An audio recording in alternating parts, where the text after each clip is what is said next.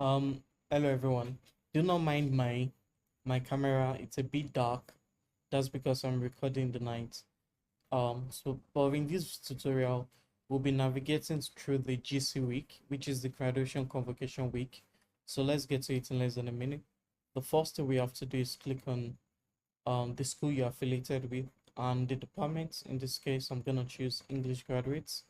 And when I click on the right top button, it's gonna show me the bottom shape, and I'm gonna see one of the menus that says GC Week Gallery. So when I click on that, I can see the GC Week and navigate through the images. So for example, I can click on anyone and it shows me the full image, and I can scroll left or right to see more images, or I can go back to the list view and keep on going through all the images.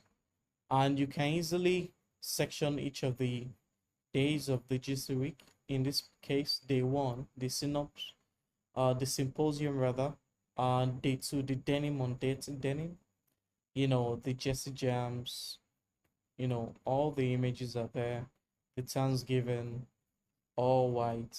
So this is how you navigate through the GC week. Thank you so much for being part of this tutorial.